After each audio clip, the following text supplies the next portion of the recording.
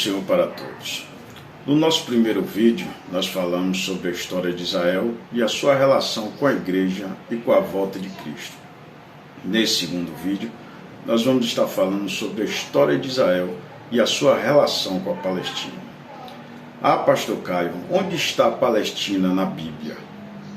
Você não vai ver esse termo mencionado em nenhuma das Sagradas Escrituras. Nenhum texto da Bíblia Sagrada vai se referir à Palestina ou aos palestinos, não.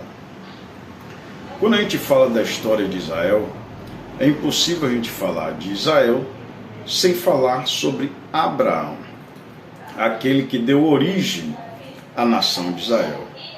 Nós vejamos que Deus fez uma promessa para Abraão e disse, sai da terra de Ur dos Caldeus, vai para a terra que eu te mostrarei. Qual era esta terra? Era a terra de Canaã.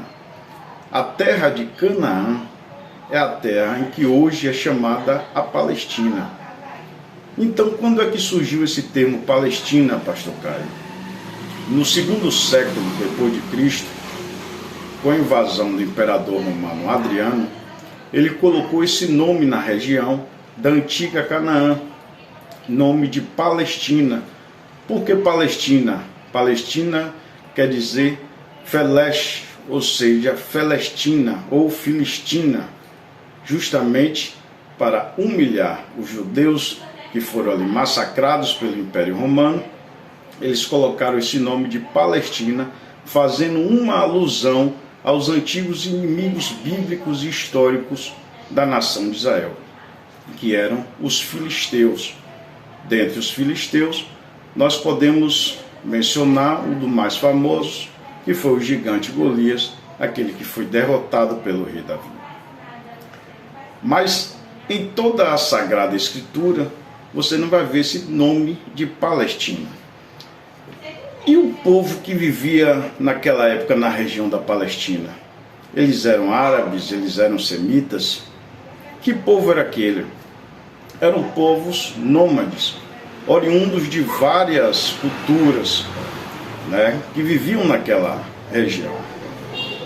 Com a invasão do Império Romano, cumprindo uma profecia do próprio Cristo, quando ele disse, em verdade vos digo que não ficará aqui pedra sobre pedra, no ano 70 depois de Cristo, com a invasão do general Tito, não ficou pedra sobre pedra, os judeus foram dispersos. Aquela região passou a ser ocupada, ficou o remanescente judeu ali, ficou também, mas passou também a ser ocupado. Mas aqueles habitantes daquela região, eles não eram árabes ainda. Isso só foi se confirmar quando, no ano de 630, com a invasão ali, tomando aquela terra novamente do Império Bizantino, pelo califa muçulmano árabe, ele obrigou todos os habitantes daquela região, que agora era conhecida como Palestina, a se converter ao islamismo. Ou seja, aí deu-se início, então, aquele povo ali que habitava naquela região foi obrigado a se converter ao islamismo.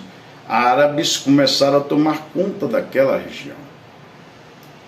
Mas a profecia bíblica, a promessa que Deus fez para Abraão, ela tinha que se cumprir. Deus prometeu a terra de Canaã, que é justamente aquela terra onde está habitando ali a Palestina. No livro de Isaías, Deus fez uma promessa. Pode, porventura, em um dia Deus levantar uma nação? Novamente Israel voltou a ser levantado como uma nação.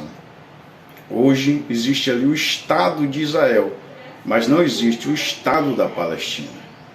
Aquela região ali, que é ocupada pelos palestinos, biblicamente falando, é a terra de Canaã. Mas não existe ali um Estado da Palestina, como foi criado o Estado de Israel. E esse conflito perdura durante muitos e muitos anos. E biblicamente falando, vai se perdurar muito tempo ainda, até a volta de Jesus Cristo. Por que, pastor Caio? 3 sinais têm que acontecer. O primeiro sinal já foi dado, que é novamente Israel ser conhecido como nação, ser reconhecido como nação. O segundo sinal foi dado já por Donald Trump, quando ele reconheceu Jerusalém como a capital de Israel. E o terceiro sinal, qual é este sinal? É a reconstrução do templo. Hoje em Israel não existe o templo, existe ali o Muro das Lamentações. As ruínas do templo estão embaixo, onde está aquela parte dourada ali em Israel, aquela mesquita muçulmana ali. Todas as coisas estão se cumprindo. A igreja tem que estar atenta para os acontecimentos. Que Deus abençoe a todos, em nome de